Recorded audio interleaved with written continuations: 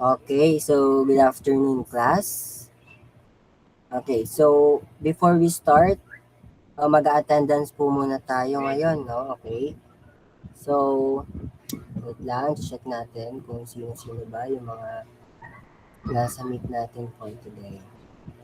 Okay, so, nandito po ba si Andalesio? Present po. Okay, thank you. Si Adalid?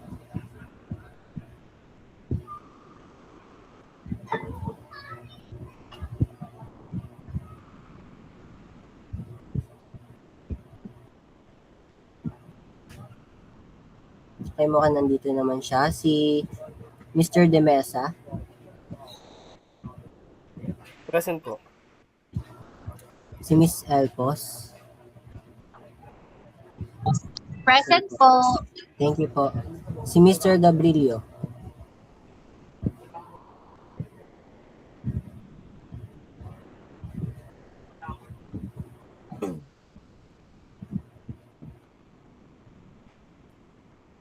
Mr. Gabrilio, nandito po ba?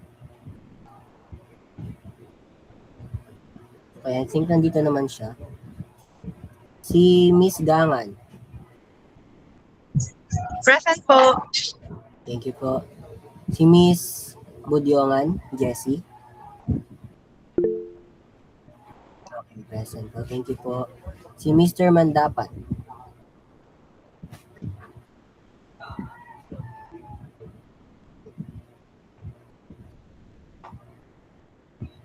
Mr. Mandapat.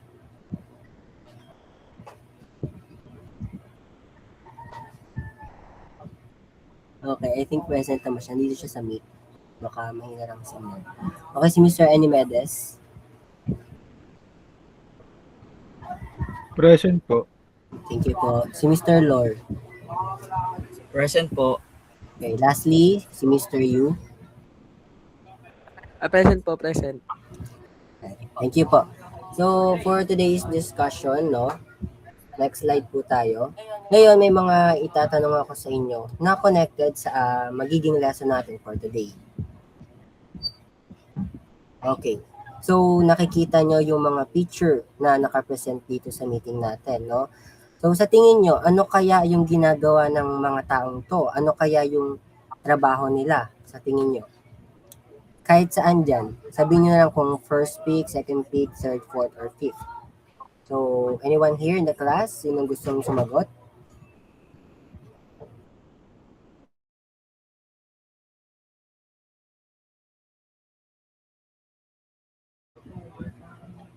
Kahit saang picture naman dyan ay pwede.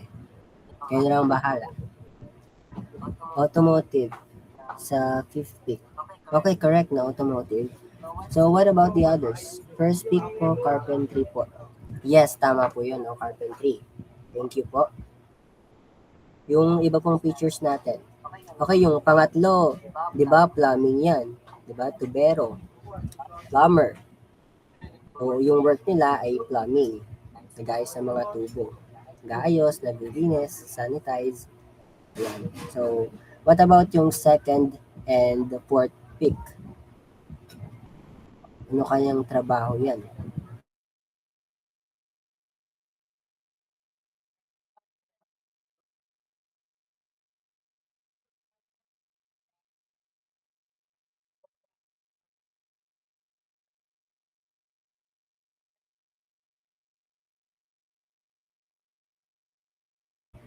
Wala guys, hindi nyo ba alam kung anong trabaho yan?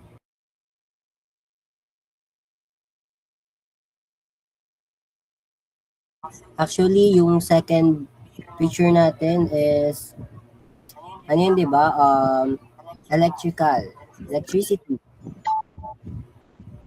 Ayun. Tapos yung fourth pick natin is metalworks yan, di ba? Yung mga welder, yan, welding. Okay, so, tama, no? Thank you sa mga sagot ninyo. And sa tingin nyo ba, okay, third pick, plumbing, tama po. Sa tingin nyo, bakit kaya important yung job nila sa everyday life natin? Sa tingin nyo, paano sila nakakatulong? Diba? Alam naman natin na yung mga trabaho na yan ay talagang importante sa araw-araw na pamumuhay natin. So, sa tingin nyo, bakit sila importante? Bakit importante yung trabaho nila? Anyone in the class?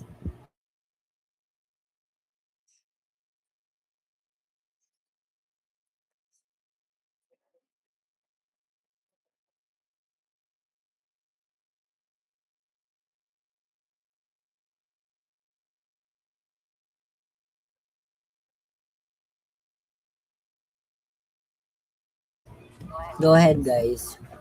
Ano namang maling sagot dito? Pwede kayo mag-share ng thoughts nyo or ideas. Kahit sino sa inyo dito, pwede. Baka nahihiya lang yung iba sa inyo. Pero go nyo na yan. Kaya nyo sagutin to. Kung hindi man kayo makapag-open mic, you may type your answers sa chat box natin.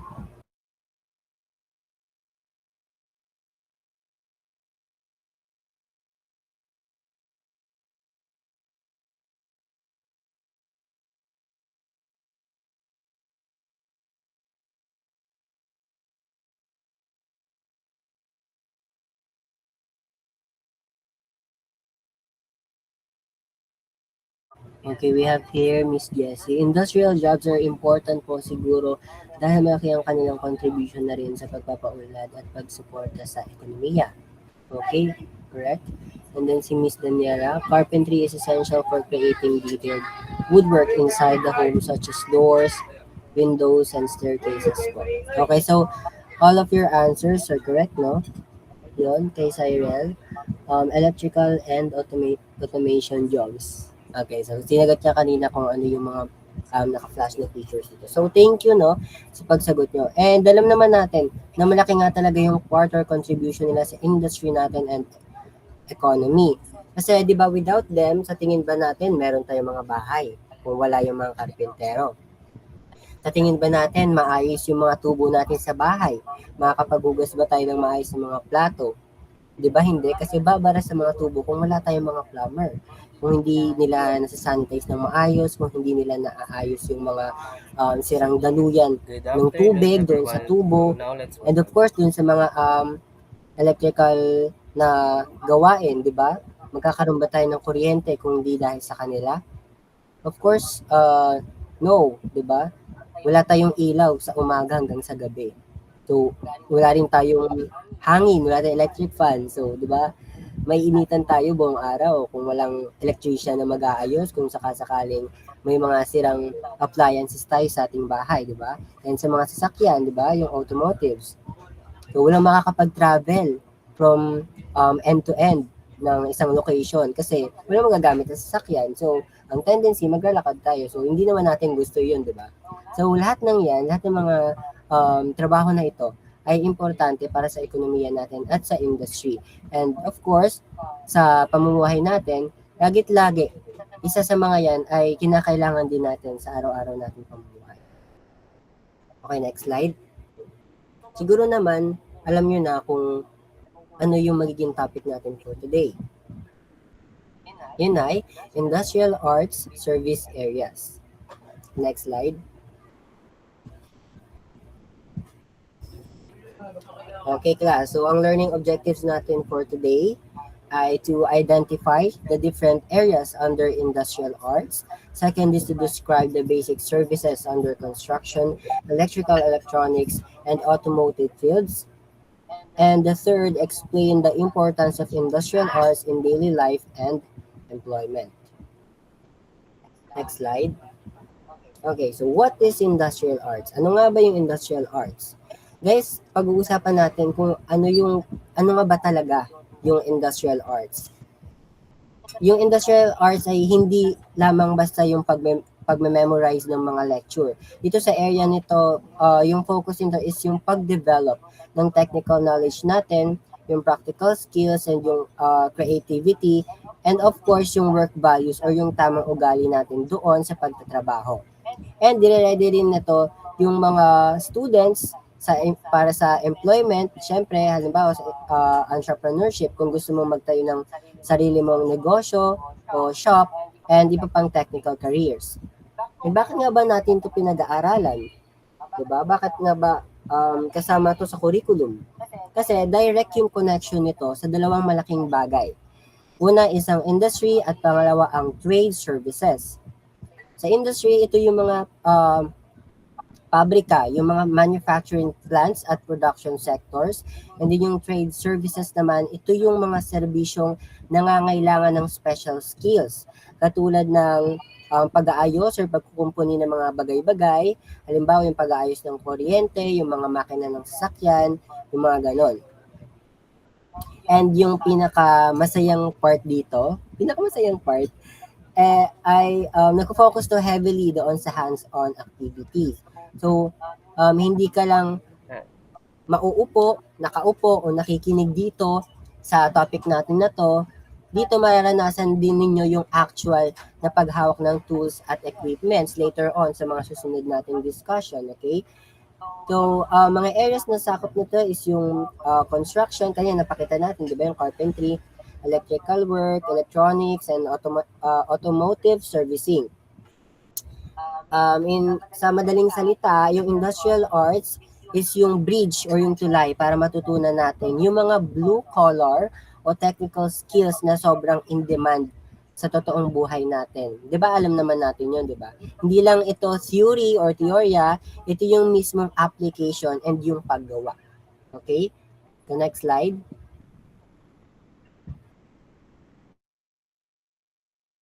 Ayan, so meron tayong 3 types dito ng sa industrial arts na pagtutuunan natin ng pansin ngayong araw.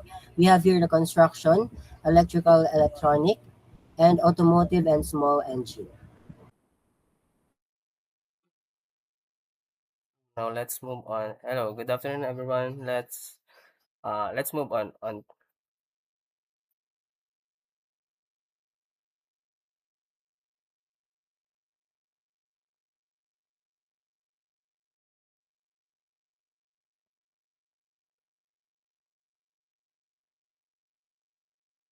Ayan. Good afternoon everyone. So now pag-uusapan natin yung mga example construction services, no? So we have carpentry, second we have masonry, third we have metalworks, and fourth we have construction painting, and fifth plumbing, and last is tile setting. So now let's move on to next po. Ayan. So now let's move on to carpentry. No, so here's the introduction, no. Carpentry is a skilled trade in the construction industry that focuses on working with wood and other materials to build, install, and repair structures. So pag nirinig natin yung word na carpentry, syempre ang papasok sa isip natin ito yung mga gumagawa ng kahoy, ano pa ba? Gumagawa ng mga sirang ang mga bubong, mga cabinets, mga nagde-design ng mga pinto, ganun. Pwede ring tao, like ayan, carpenters, no?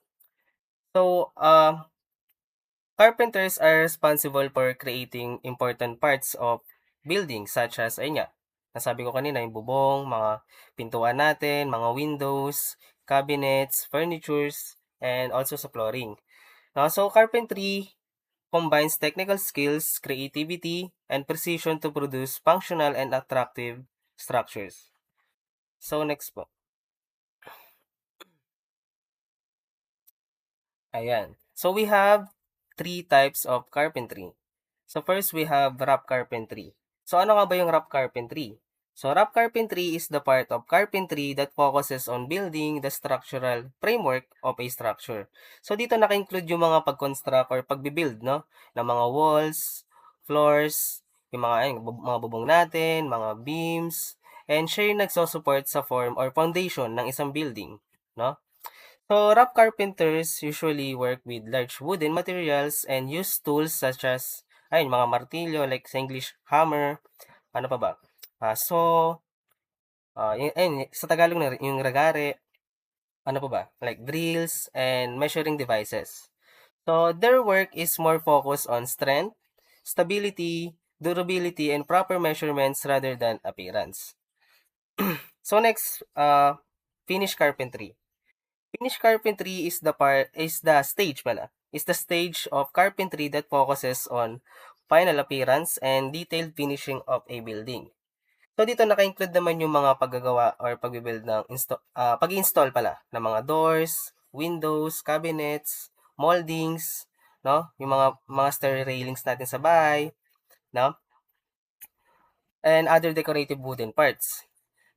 So finished carpenters must work carefully and accurately because their work is highly visible and contributes to the beauty of the structure, unlike craft carpentry.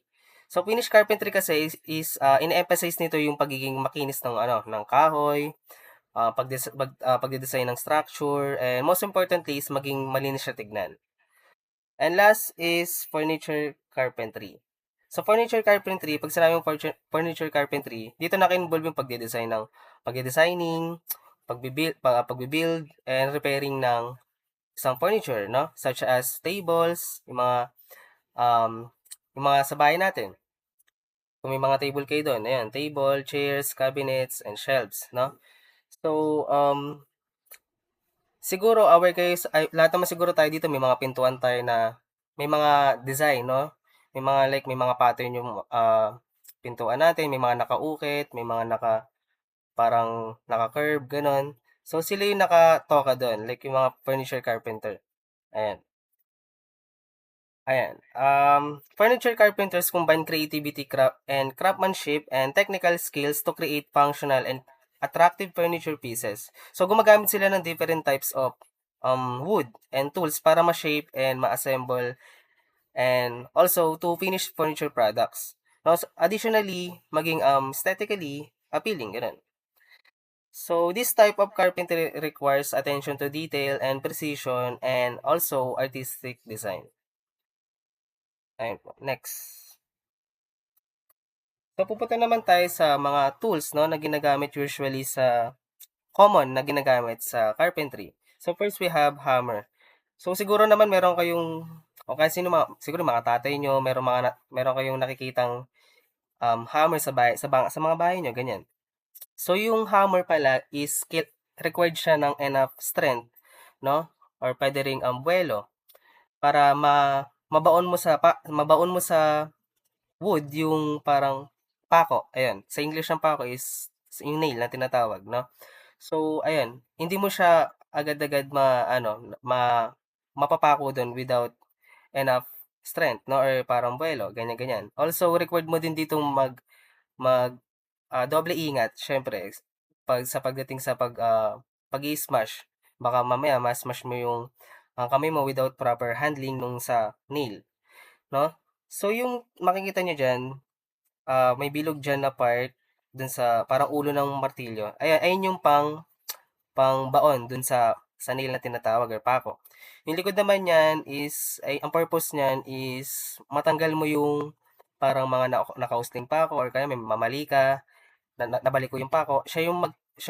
Ang purpose niyan is, ayun, magsilbing parang, loosen dun sa pako na mali. Next is saw. So, saan nga ba ginagamit yung saw? Yung saw is ginagamit siya sa kahoy, no? Sa kahoy malamang. Siya yung mga tawag ito? Pamputol ng kahoy, like, mga 2x2. Kung nakakita na kayo nun, ganyan-ganyan. Then, merong equipment na tinatawag na sawmill. So, yung sawmill is hindi na siya kailangan ng parang tawag dito manpower. Like automatically siyang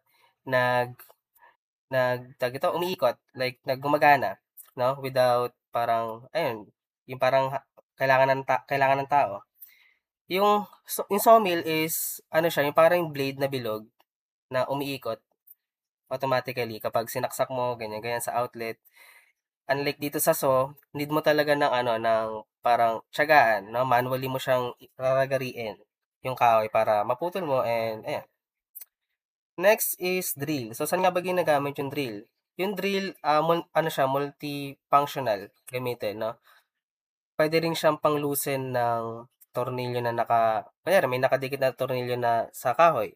Pwede mo siyang i-loosen and pwede mo rin siyang higpitan, gano'n, ibaon. So, pwede rin siyang pambutas ng kahoy. Like, kung maglalagay ka ng tornilyo dun sa sa kahoy, syempre need mo siya butasan, no? So, pwede mo siyang gamitin pambutas and pwede mo rin siyang pangbaon din ng tornilyo. So, next po.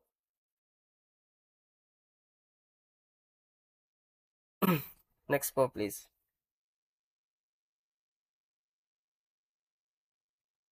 Ayan. So, so next is screwdriver. Ano nga ba yung pinagkaiba ng drill sa screwdriver? So, sa screwdriver kasi, need mo siya ng, ayun nga, mano-manong parang pag-iikot-ikot dun sa tornilyo nakabaon sa kahoy, no? Unlike sa drill kasi, hindi mo na siya parang need, alam mo yun, iikot-ikot yung kamay mo para matanggal or mabaon yung pako. Ano mo na lang siya, parang pipindutin mo na lang yung parang ano doon, yung button para automatically na magbabaon yung pako sa drill. So, yung difference lang nun, syempre, mas time consuming kapag sa screwdriver. And pag sa drill naman is, ayun, makakasave ka ng time. Next is measuring tape. So, a measuring tape, ginagamit siya sa kunyari, susukatin mo yung, um, or kunyari, maglalagay ka ng pintuan sa bahay nyo. Syempre, need mo siyang sukatan, di ba? So, gagamitin mo yung measuring tape para makuha mo yung sukat nung pintuan mo, syempre. And then, once na masukat mo siya, meron siyang kung may makikita kayo dyang yellow, dun sa taas niya, dun sa may parang top right, no? May yellow na ano diyan, ipe-press down niyo lang siya ma para maging stable or para maging malak yung measuring tape. Like hindi babalik sa loob yung measuring tape, like ayan, doon mo makukuha yung exact na ayan, na measure, no? Then lalagay mo siya sa kahoy, then ayan, makukuha mo yung tamang sukat nung gusto mong iputol dun sa kahoy. And last is sa chisel. So, yung chisel ginagamit siya for ayun, pag-uukit ng mga kahoy, pagtanggal ng mga dents. Also, pwede rin mo siyang gawing parang pande-design, no? May mga makikita kayo niyan sa YouTube. Pag nanood kayo, may makita kayo din na ginagamit siya for designing, ganyan-ganyan, for pambawas ng mga kahoy, ganun. Ayun, pang-carve. Ayun. Thank you, Mr. Gabrielio. Ayan. So, next po.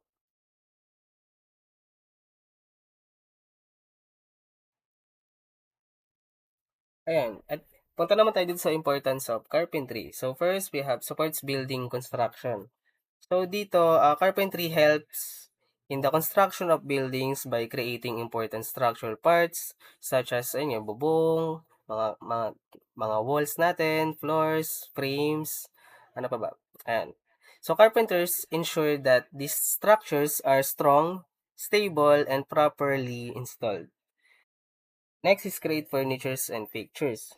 So dito, carpenters make furniture and fixtures like tables, chairs, cabinets, shelves, and doors, no? So these items provide comfort, storage, and functionality sa mga bahay natin. Ayan. Pwede rin sa schools, sa mga office, ganun. Next is improves interior and exterior design. So dito, carpentry enhances the appearance of buildings through decorative woodworks, moldings, panels, and finishes.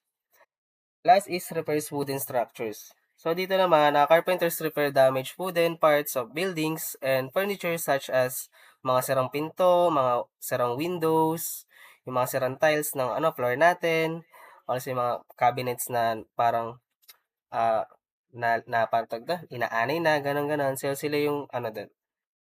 Ayun yung importance ng carpentry. So next po. And for safety practices in carpentry, and wear safety goggles and gloves para syempre kada pupunta ka sa mga I mean like kung gagawa ka ng kahoy like magre-gari ka, syempre yung mga no, yung mga dust nung kahoy, syempre possible mapunta sa kamay mo, pwede mo ring maragari yung kamay mo if ever, no? Next is handle sharp tools carefully. So, syempre, need mo dito, like ayun, humawak ng tama dun sa tools, no?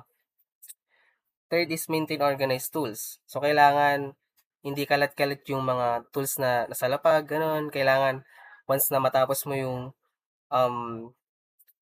tawag dito, yung ano mo, pabalik mo yung tools dun sa pinanggalingan niya. Syempre, para hindi maapakan, maiwasan yung mga um, conflict na ano, ganyan-ganyan. Ayan. So, last is follow proper machine safety procedures. So, ayan. Next po. Ayan. Now, proceed naman tayo sa masonry, no? So, sa introduction ng masonry, masonry is one of the oldest and most important trades in the construction industry. So, dito naka-involve yung ano, pag-build ng structures using materials such as mga bricks, concrete, concrete blocks, mga semento, ayan, ayan. Masonry plays a major role in creating strong, durable, and long-lasting buildings and in infrastructures. Next po.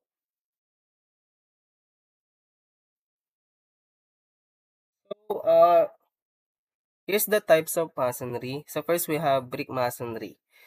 So, brick masonry is the construction of structures using bricks joined together with cement mortar.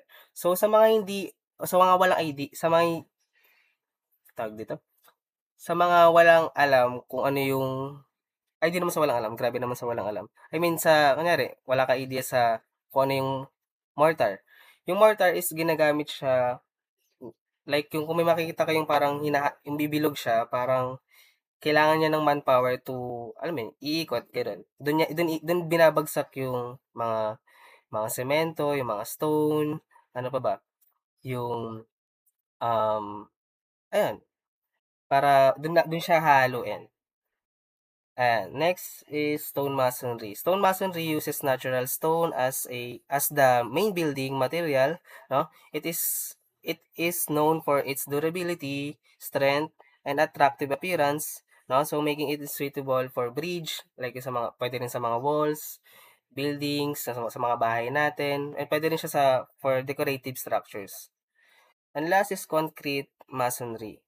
So, concrete masonry is the use of concrete blocks or concrete hollow blocks. So, dito, ang difference ng mortar and yung sa concrete masonry, siguro yung parang sa equipment din.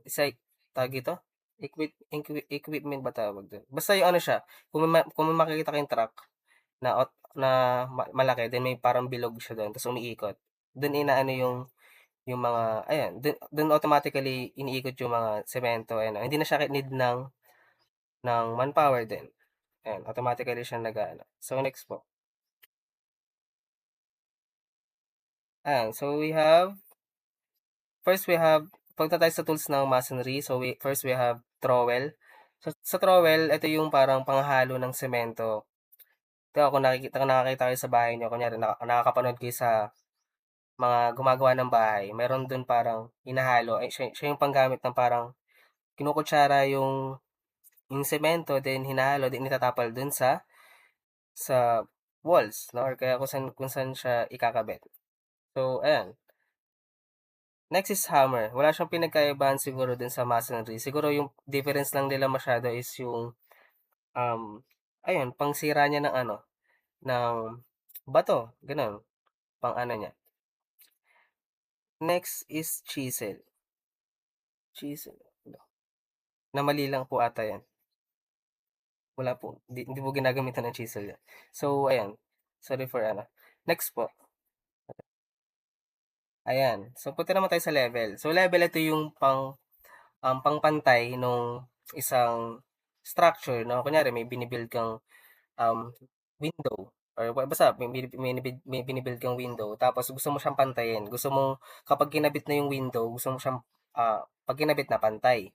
So, gagamit ka ng level ngayon. So, yung level, parang ano siya, ipapatong mo lang siya dun sa ibabaw ng window, then makikita mo yung parang may color green dyan na parang liquid.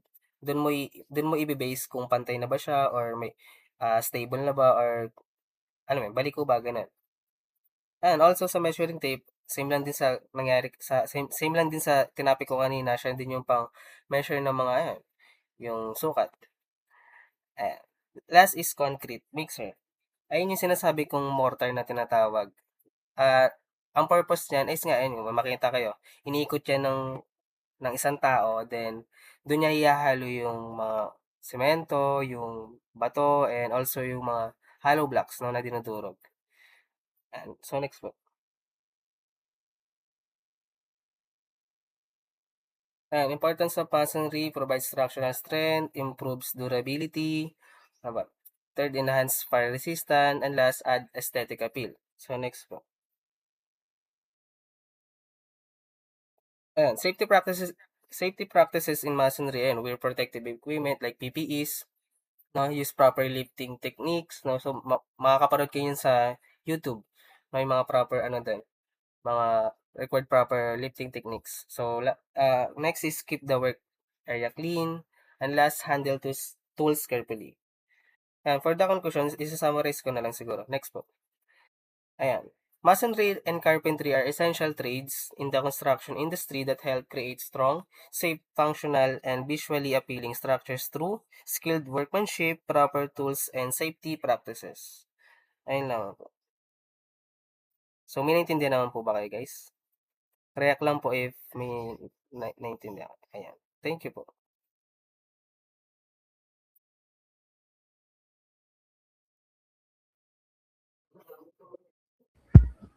Hello. So, proceed naman tayo sa metalwork.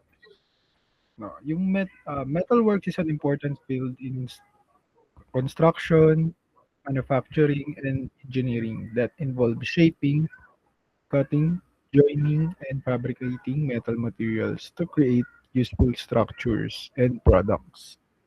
Sabi dito, yung metalworks is tumutukoy siya sa mga pagputol, no, ng mga bakal, no, paghubog nito, or pagko-combine mo doon sa mga na-cut na bakal, no, sa mga metal.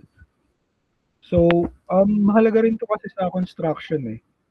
Like sa masonry, 'di ba, may bago mo hubugin yung isang concrete, merong bakal yun sa loob, 'di ba? So, nagsisilbi siyang skeleton, 'no, para mapatibay yung mismong concrete, 'no, yung, um, nahulma na semento. So, kumbaga sa human body, para siyang skeleton, para siyang yung skeleton sa isang sa human body na nagpapatibay of yung muscles, no? Yung muscle siya yung nagre-represent as yung cement, no? Yung sa masonry, no? So, skilled workers use specialized tools, no, and equipment to produce metal components for buildings. Yan, sabi ko kanina, for buildings, for establishment, for furnitures, ginagamit na rin yung bakal, no, sa mga furnitures na nagpapatibay talaga siya ng mga components nito. Vehicles, even sa vehicles, iba yung kotse, sineshape niya sineshape yung mga metal, no? Para siyang chassis or case, yun yung nagsisilbing body ng isang kotse, no? Sa machines, and sa mga iba't ibang industrial applications. So, next slide, please.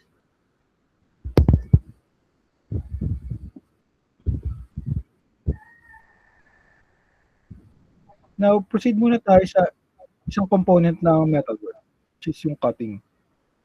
Now, cutting is the process of dividing or shaping metal materials into desired sizes and forms using tools such as saws, grinders, shears, plasma cutters, or laser cutters.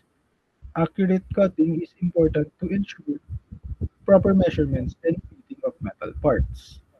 No, ito ay yung cutting is isang process, no, ng pagputol nga ng bakal, sabi ko kanina, no.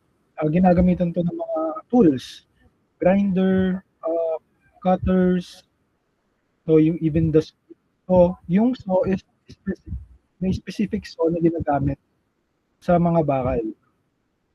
Mamaya ipapakita natin yung mga tools na yun or yung mga cutting tools na yun. So, next slide.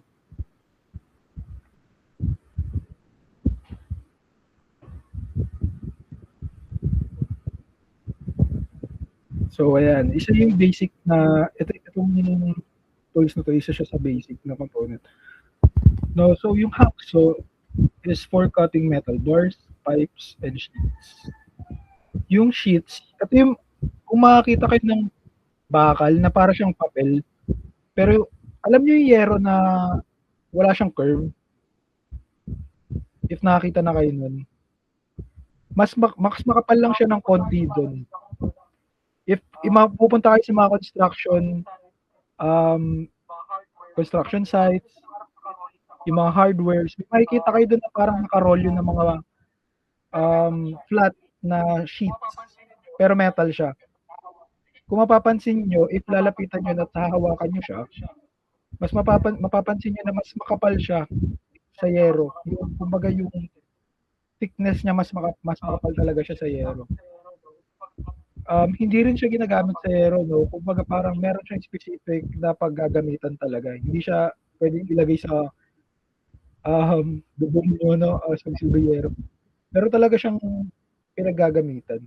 So yun, ginagamitan siya ng hacksaw, no? Even the grinder, tsaka yung meron pang isang saw na para siyang hindi mo na siya kailangan ng puwersa, no?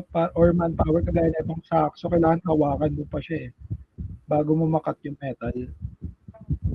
So yung isang ano pa yung tawag doon, basta ilalapag mo lang yung grinder ata siya yun. So, ayan yung purpose ng hacksaw, no? For cutting, for ayan. So, next slide. Ayan, yung sinasabi ko, yung angle grinder. For cutting and grinding metal din naman. Yung, ito, dalawa rin yung purpose na ito. Isang pamputol, no? Tsaka yung isang pangkinis ng metal. Now, ano ba yung sinasabi kong pangkinis? Ano ba yung purpose na ito? If mapapansin nyo, kung may order kayo ng isang bakal or sa construction, may kita nyo yan pag nakastack, as in stacking sila, marami sila, it's either mabubuhos, mauulanan sila or maaarawan. Siyempre, pag hindi pa sila nagagamit, nagkakaroon sila ng rust. So, yung purpose ng angle grinder is i-grind doon sa surface mismo ng metal para mas mapakinis na to or matanggal niya yung rust doon sa metal na yun. Kasi if hindi mo siya aalisin at ikakabit mo siya sa ibang metal or sa ibang component, madaling kakalawangin or madaling masisira yung mga ilagay sa metal na yun. So, next slide. And now, let's proceed naman sa welding. So, ang welding lang naman, isang process na ito is sa cutting tayo, nagpuputol tayo ng metal, di ba? Now, if mapuputol mo yung mga metal na yun, and yung mga specific sizes na siya, para mahubog mo siya, is kailangan weld. So, it's the process of ng pagdudugtong ng dalawa or higit pang piraso ng mga metal, no? Sometimes ginagamit natin ito ng heat. It is important na rin na pagbigay ito ng stability or mapatibay ng mga metal construction. It often used sa mga automotive work, kaya kagaya na sabi ko kanina, sa mga coaches, mga cars, and sa mga metal fabrications na rin, or yung pag-finish ng mga products. So, next slide.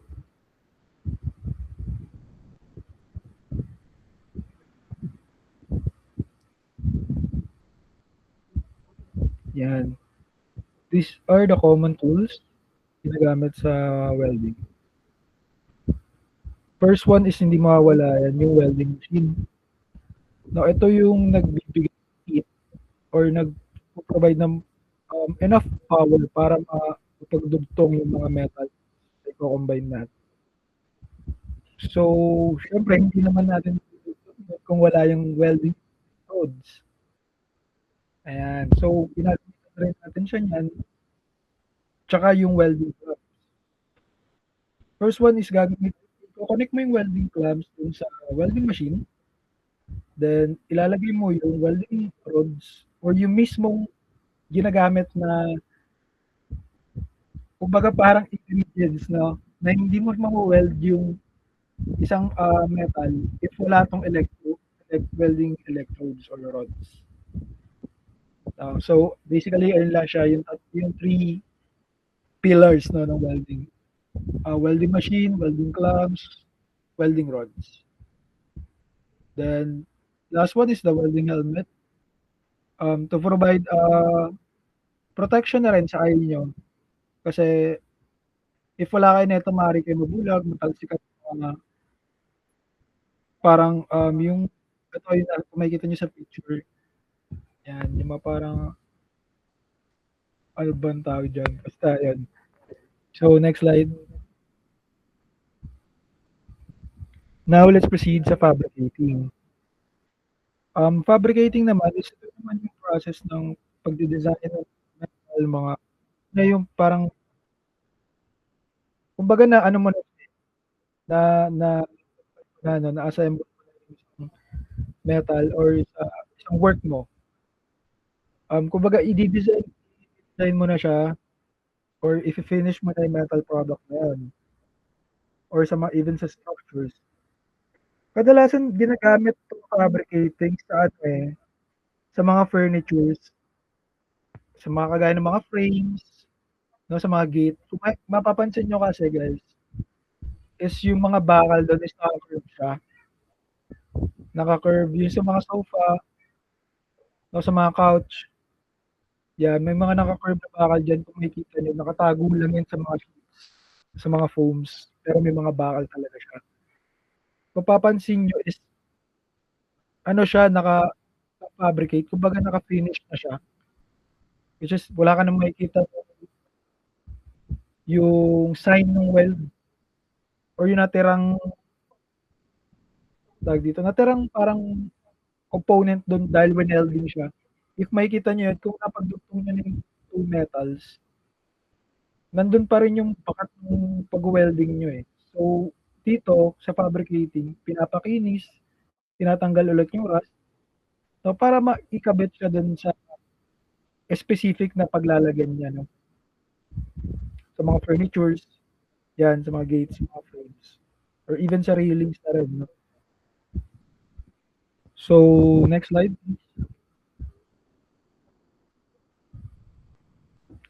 Ayan, yung fabricating tools.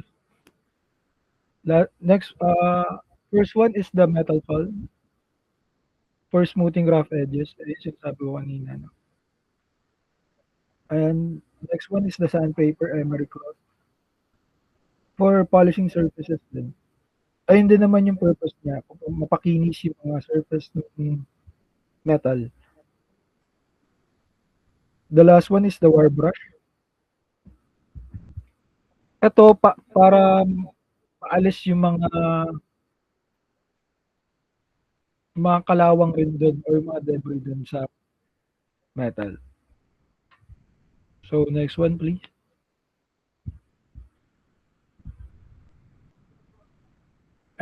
So before tayo mag-proceed sa welding, no, kailangan may mga safety equipment muna tayo.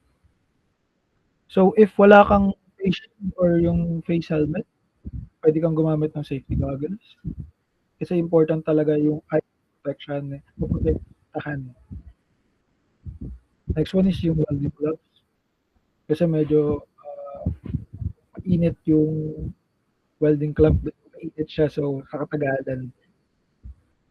So yung apron, kasi ngayon may mga tumatalsik din na metal, mga kapag nag-weld sila or even nagka-cut ng metals, and ear protection kasi maingay nga yan pag nag-welding, so baka if matagal damage din hearing nyo.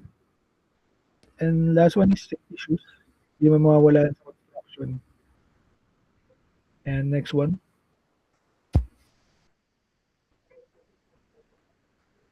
Now let's proceed to importance of metalworks.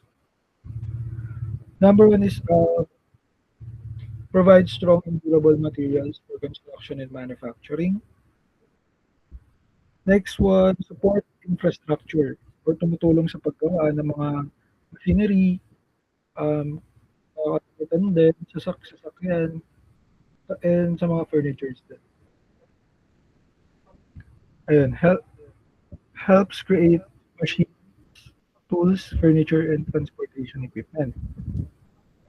Next one is, nahasa nito yung technical skills natin, yung precision sa paggawa ng metalwork, and even din sa creativity ng paggawa.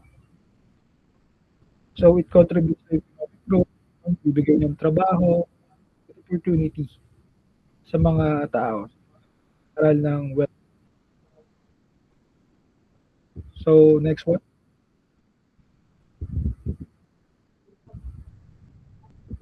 Guys, pa-thumbs up or pa-up if naiintindihan yung discussion natin. And thank you po. So, tapos na tayo sa metalworks. Let's proceed sa construction painting. Ang construction painting, isang process siya ng paglalagay naman ng pintura or coatings, even coatings, protective coatings sa isang mga gusali or establishment or even sa bahay. So, hindi lamang as a full aesthetics or appearance. So, hindi mahalaga na rin na maprotektahan yung mga surface or even yung mga walls, maprotektahan yung mga walls na yun sa pagkasira, madaling pagkasira. Hindi lang to ina-apply sa dingding, no? Pwede rin siya sa ceiling, sa roofs, at hindi lang basta sa simento. Pwede rin siya i-apply sa wood and sa metal. So, next slide. Yan. Unahin muna natin yung surface preparation. Sa surface preparation kasi, dito makikita or masasaksihan nyo pag clean no, ng surface, paglinis. Kasi, di ba, pag kakatapos pa lang niya i-construct, makikita nyo may mga bumps. If ilalagay nyo sa wall or sa ceiling yung kamay nyo, hindi nyo makikita finish talaga yan or makinis. Makikita nyo may mga bumps, little bumps. Even may mga naka-usling metal, diba? I-scrape nyo yun. Sinasand yun nung mason mismo or sa masonry, diba? This step no ensures that it adheres properly and produces a smooth finish. And kaya kung makikita nyo sa video, pa-play nga po. Ayan, kung makikita nyo dyan, mga white na spots, ayan yung mga parang masilya ba tawag doon, parang pinifinish muna nila. Kasi mga yan, minsan hindi na feel enough no cement. No? Kaya nilalagyan nila yan, tinatapakan nila mga butas. So, next slide, please. Next, yung paint application. Dito na tayo nag-pintura, nag-apply tayo ng paint. Ginagamitan natin ng brush, clears, or even the spray guns. Yung spray guns kasi guys, ginagamit siya sa mga malalaking wall, mga malalaking ceiling. Kung mapapansin nyo, sa mga building, sa mga establishment na malalaki, diba? If masasaksihan nyo yung mga nasa labas, diba nakahang sila sa wall mismo, then meron doon nagpe-paint. Bihira nyo sila mapapansin magamit ng roller. Mga ginagamitan nila ng parang spray gun. Kasi malawak yung sakop nun eh. Tsaka yung mga hindi nila maabot ng kamay nila, may mahaba na parang equipment doon sa spray gun. Tapos nare-reach nila yung mga areas na hindi talaga maabot ng kamay. So, ayun, let's proceed sa next. And the last one is yung finishing. Finishing naman, dito na ina-apply yung pag-a-apply ng mga coatings, yung mga sealants, yan, even the varnishes, no? To protect yung mga layers ng paint. Kasi minsan, pwede yan moist sa weather. Tsaka pwede na rin kasi makasira yun kapag hindi kayo naglalagay ng mga finishing sa mga walls, lalo na sa kahoy, kapag kahoy yung kino-construct or yung tinatayo building or bahay, no, madali kasi siyang masira if pintura lang ang i-apply mo. So, kung makikita nyo din sa construction or sa hardware, meron sila mga finishing, mga coatings, mga sealants para ma-protect mismong paint. Ang purpose lang naman nito is mapatagal yung lifespan ng isang paint or ng isang establishment. Protection na rin talaga siya sa establishment or sa bahay niyo na gagawin. So, next slide please.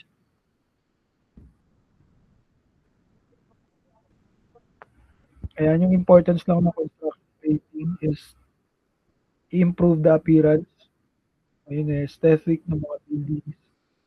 Siyempre, hindi naman pwede na after matapos yung construction or yung matayo yung building is wala na siyang pintura, di ba?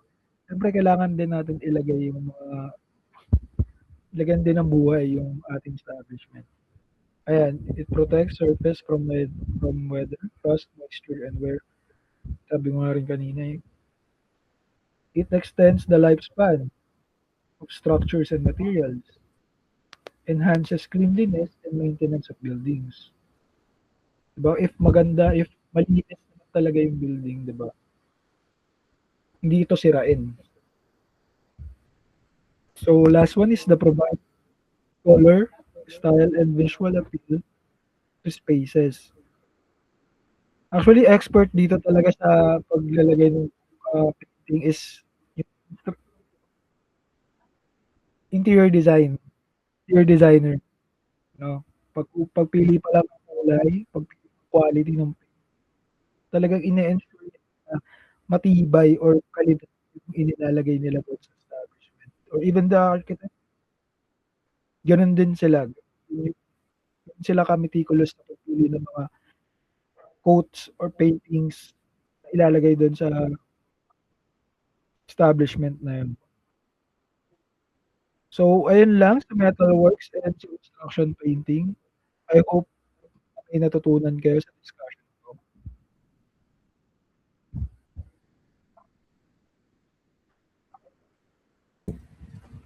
Magandang araw. Bago tayo magsimula, gusto ko munang itanong sa inyo. Sino dito yung nakaranas na mawalan ng tubig sa bahay o kaya naman ay nakakita ng sirang tiles, tumutulong tubo, or baradong drainage? Meron ba?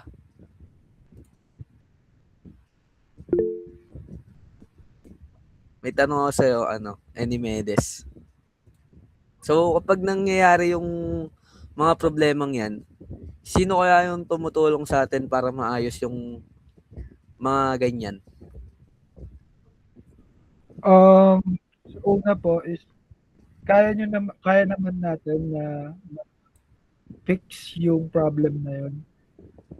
Ginagawa natin Pero if malala talaga yung pagiging barado ng drainage natin or umabaho na talaga siya, tumatawag po tayo ng tubero or plumber po.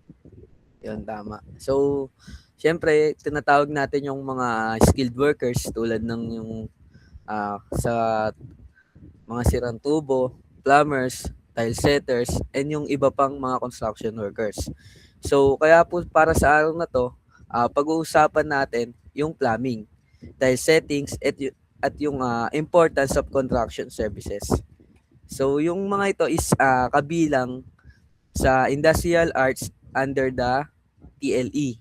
So, ang industrial arts is tumutulong upang magkaroon tayo ng technical skills, practical knowledge, and yung magandang work values na maaari nating magamit sa trabaho and sa pang-araw-araw nating buhay.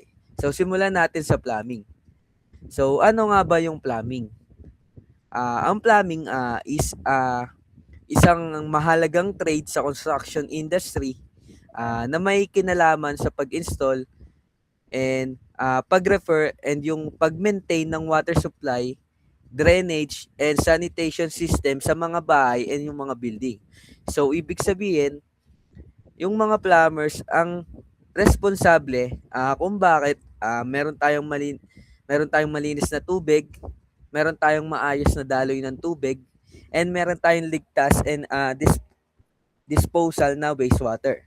So, imagine ninyo class, kung walang plumber, paano tayo makakapaglinis? Paano tayo gagamit ng comfort room? Paano tayo magkakaroon ng maayos na tubig sa bahay o paaralan? So, kaya napakahalaga talaga ng plumbing sa ating araw-araw na pamumuhay. So, ngayon, pag-uusapan natin yung tatlong common plumbing process. So, una is yung installation. So, ang installation, ito po yung proseso ng paglalagay ng pipes, fittings, fixtures, and water system sa isang building. So, for example, paglalagay ng gripo, paglalagay ng shower, lababo, toilet bowl, and yung water pipes.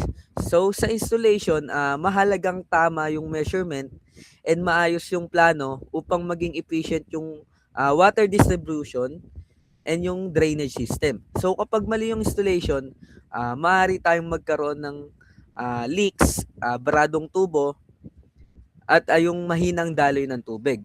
So, kaya kailangan dito ng skills, patience, and yung accuracy. And then, pangalawa, ay yung repair and maintenance. So, ang repair and maintenance ay tumutukoy sa pag-aayos ng mga tumutulong tubo, clogged drains, and sirang gripo, and yung damaged pipes. So, class, bakit mahalaga yung maintenance? So, dahil dito, kapag napabayaan yung simpleng leak, maaring lumaki yung problema and magdulot ng pagtaas ng mga water bills natin, pagkasira ng mga walls and floor. Syempre, pagka may leak yan, pag dumalo yan sa mga pader natin,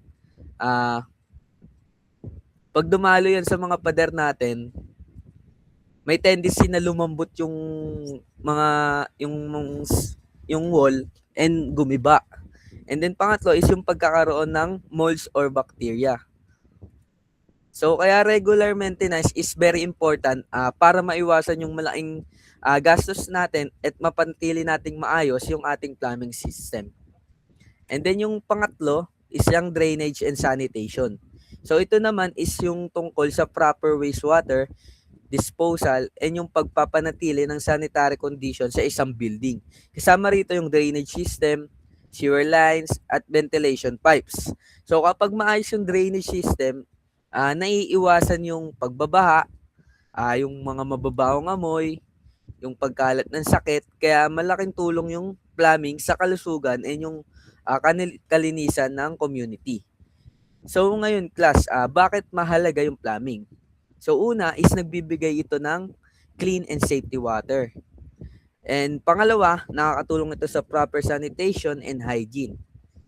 And then pangatlo, nakakaiwas siya sa water wastage. And yung pang-apat, pinoprotektahan niya yung structures laban sa mga water damages.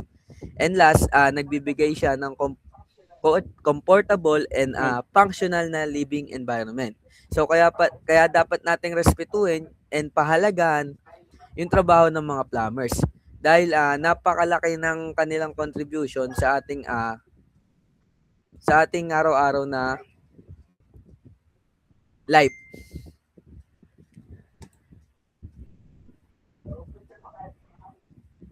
So punta na tayo sa ating tile settings. So ang tile settings is isang importanteng construction trade na tumutukoy sa pag-install ng tiles. So, una is yung floors, walls, um, wait lang. So, kapag pumasok kayo sa mall, hotel, mga bahay o paaralan, ano ang madalas nyong makikita sa sahig at dingding? Siyempre, makikita natin pag unang pasok natin sa tiles. So, yung tile setting is isang importanteng construction trade na tumutukoy sa pag-install pag-install ng tiles sa ating mga floors, walls, countertops, countertops at iba pang surfaces. So yung mga tile setters is gumagamit ng iba't ibang klaseng ng tiles tulad ng ceramic, porcelain, marble or yung granite. So ang tile settings ay hindi lang basta pagdidikit ng tiles. So, kailangan dito ng tamang measurement, proper alignment, creativity, and precision. So, kapag hindi maayos yung tile settings, maaring hindi pantay yung tiles, madaling matanggal, o kaya naman hindi maganda yung overall appearance. So, meron tayong tatlong common settings processes. Una is yung surface preparation. So bago maglagay ng tiles is kailangan linisin muna natin yung sahig, patagin natin, kailangan wala yung mga bato-batong maliliit, and then ihanda natin yung surface. So bakit ito mahalaga? Dahil kapag hindi natin inayos yung surface preparation, maaring mabasag yung tiles, umangat yung tiles, or sa madaling salita, madaling masira yung flooring. Kaya napakahalaga ng smooth and stable surface. And then pangalawa ay yung tile installation. So ito yung process ng pag-aayos at paglalagay ng tiles gamit yung adhesive. Hindi ito yung adhesive na tape ito yung adhesive na yan, yung parang semento na yan. And adhesive tawag dyan. And then yung mortar o kaya spacers. So sa process na ito, kailangan ng tamang spacing and alignment para maging pantay, maayos, and professional yung finish. So ang tile setters is kailangan maging maingat sa sasalansan or paglalagay dahil onting pagkakamali lang is madaling mapapansin yan sa finished product. So pangatlo is yung grouting and finishing. So dito, ang grouting is yung proseso ng paglalagay ng grout sa pagitan ng tiles upang maging secure and matibay yung pagkakalagay niya. So pagkatapos nito is cleaning and polishing upang maging malinis and makintab yung tiles. So itong final touch na nagpapaganda sa overall appearance ng floor o wall. So ngayon class, bakit mahalaga ang tile settings? So, una, pinapaganda niya yung bahay and yung mga buildings. Sa mga CR natin, 'di ba, yung dingding natin, yung ibang CRs naka-tiles. And then pangalawa, nagbibigay siya ng matibay and yung long-lasting surfaces. And then yung pangatlo, nakakatulong siya sa kalinisan dahil madaling linisin yung tiles, 'di ba? Pag magwawalis ka sa tiles, sobrang dali kasi pag sa semento, may mga naiiwan-iwan pa rin hindi mo lahat nalilinis eh. And then yung pangapat, nakakatagdag siya sa value ng property. And then yung last is nagbibigay siya ng safety and comfort sa mga tao, sa mga nakatira doon, sa mga nakatiles. So kaya mahalagang matutunan natin yung tamang tile settings dahil isa ito sa mga in-demand skills sa construction industry. Then ngayon naman is pag-uusapan natin ang importance of construction services. So, ano-ano nga ba yung mga makikita nating structure sa paligid? Siyempre, una, makikita natin bahay, paaralan, ospital, tulay, kalsada, ano pa ba, mall, and yung iba pang mga building. So, lahat ng yan is resulta yan ng construction services. So, ang construction services is tumutukoy sa building, repairing, and maintaining structure and facilities. So, hindi magiging posible yung modern natin na pamumuhay kung walang construction workers. So imagine niyo kung walang construction services, syempre walang matitirahan yung mga tao. Walang paaralan para sa mga estudyante. Walang ospital para sa mga may sakit, and walang maayos na kalsada para sa mga transportation. So kaya napakahalaga ng construction services sa development ng isang community or ng isang country. And then narito yung mga kahalagahan ng construction services. So una, nakakatulong siya sa community development. Dahil sa construction services, nagiging mas maayos, mas ligtas at progressive yung isang lugar. And then pangalawa, nagbibigay siya ng trabaho. Maraming tao yung nagkakaroon ng hanap buhay bilang plumbers, carpenters, mason, electrician, painters, tile setters, and engineers. And then pangatlo, gumagawa siya ng safe and durable infrastructure. So ang maayos ng construction ay nakakatulong upang maging ligtas yung mga tao laban sa against sa aksidente, baha, and yung iba pang mga panganib like mga earthquake, di ba? So, and then yung last is sinusuportahan niya yung pang-araw-araw na pangangailangan ng tao. Dahil sa construction services, nagiging comfortable and maayos yung ating pamumuhay. So, bukod sa technical skills, ang industrial arts ay nagtuturo rin ng mahalagang values tulad ng hard work, discipline, teamwork, responsibility, resourcefulness, and safety consciousness. So class, tandaan natin na ang tagumpay ng isang construction project ay hindi lamang nakabase sa material or kagamitan. So mahalaga rin yung sipag, tiyaga, disiplina, and yung cooperation ng mga workers. So kayo bilang estudyante, mahalagang ma-appreciate natin yung mga trabahong ito dahil malaking bahagi sila ng ating community and sa pang-araw-araw natin buhay. So sino ang makakaalam, 'di ba? Baka balang araw yung iba sa atin maging successful plumber, tile setter, engineer, architect, or contractor. So kaya habang maaga pa, mahalagang matutunan natin yung kahalagahan ng industrial arts and construction services. So, naririnig naman po ako ng maayos. Thumbs up naman po. Ever naririnig. Thank you po. So, good day class.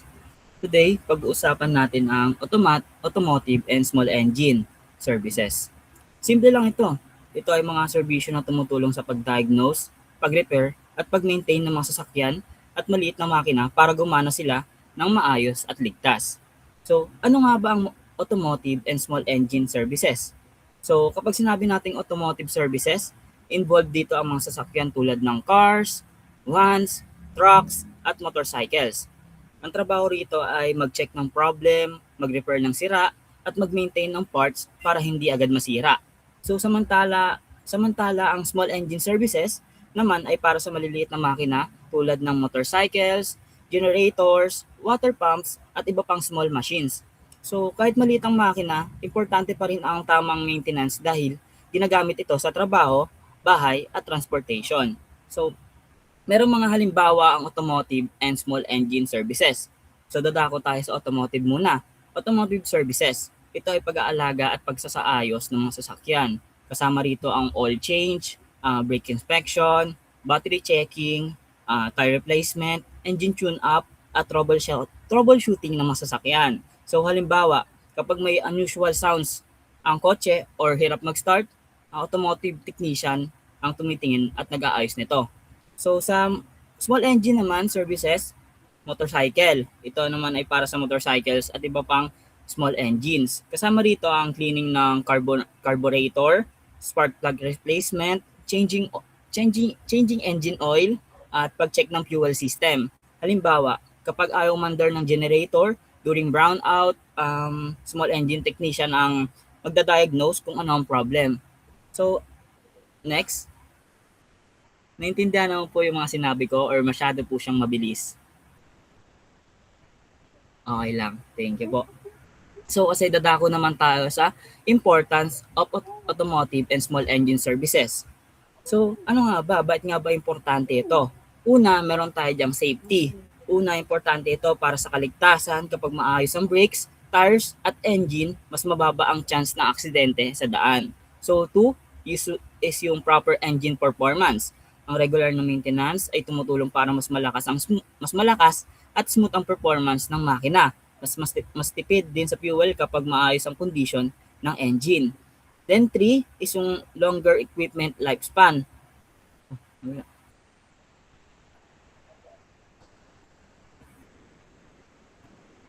Wait lang po, nawala po.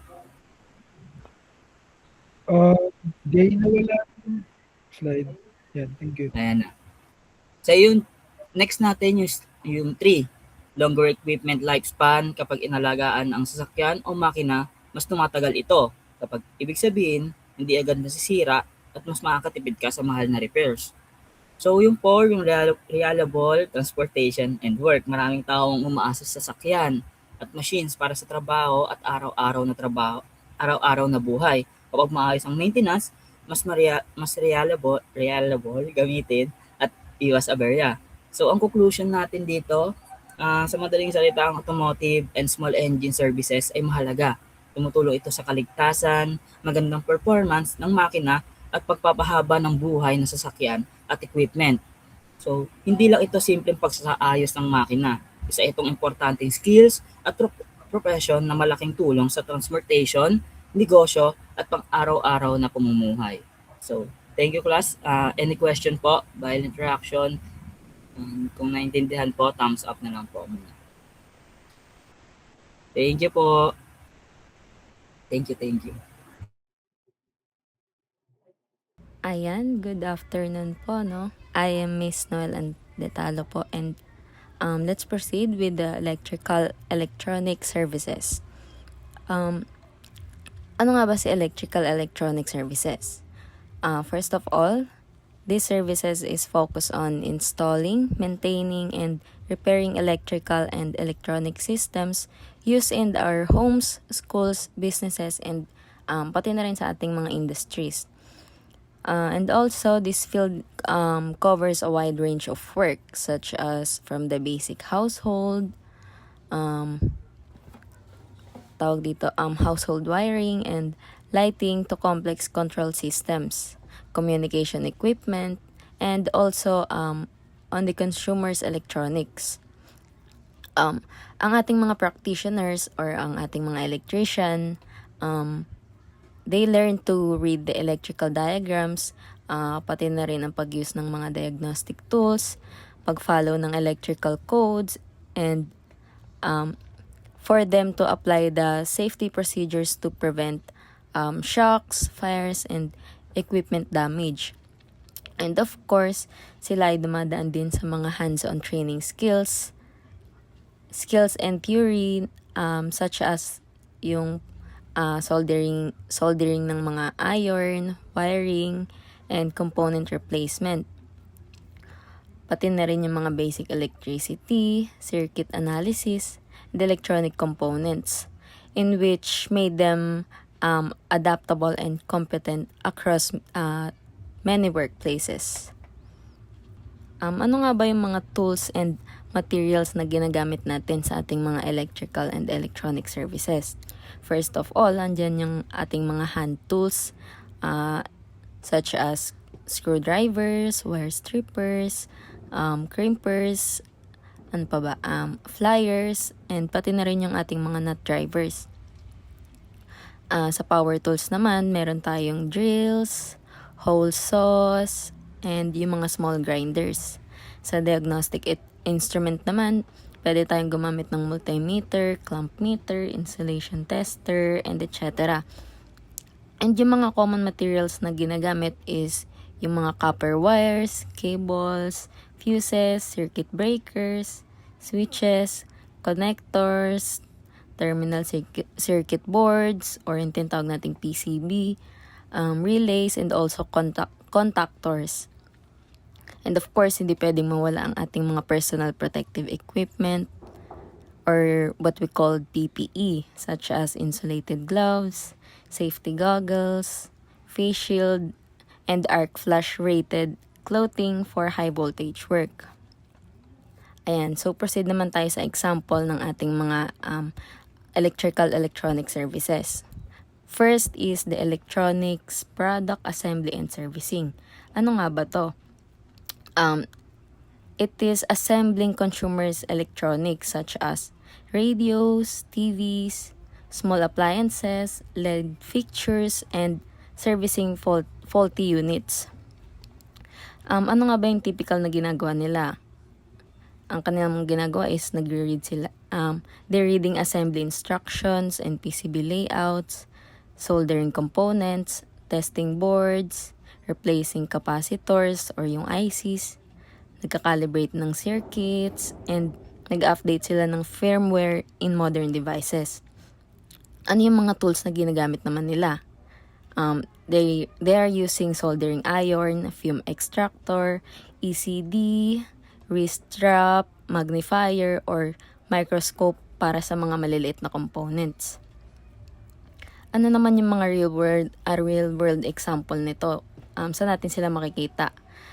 Sila yung mga nagre-repair ng mga smartphone, yung mga charging unit, nagre-replace sila ng mga blown surface mount, or yung mga TV board, nag-assemble din sila ng mga DIY devices. Second is the electrical installation and maintenance. Ano nga ba to? Sila naman yung nag-i-install or nagbibigay ng service building electrical systems such as wiring, lighting, power outlets, distribution panels, and circuit protection. Ano naman yung mga ginagawa? Typical na ginagawa nila. Sila yung tawag dito. They're pulling and terminating cables. Nag-i-install sila ng conduction, boxes, mounting distribution boards, sizing and installing breakers, performing continuity and installation test, labeling circuits, and corrective maintenance after faults. Ano naman yung mga tools na ginagamit nila and yung mga safety equipment? They're using conduit benders, fish tape, cable cutters, insulation resistance, adherence to lockout or tagout, and grounding procedures. Example na lang yung pagre-retrofitting ng mga LED lighting sa mga classrooms, pagre-replace ng mga damaged breaker sa mga school distribution panel, or yung pag-upgrade nila ng mga outlets for computer labs. And third is the domestic refrigeration and air conditioning services. Ano nga ba yung ginagawa nila? Sila yung nagbibigay ng servicing refrigeration or HVAC systems, electrical and electronic controls, sensors, and motors.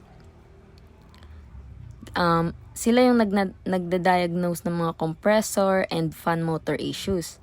Nag-check sila ng mga thermostat and control board function, testing refrigerant pressure, repairing or replacing capacitors and relays, and nagki-clean din sila or nagme-maintain din sila ng mga electrical connectors.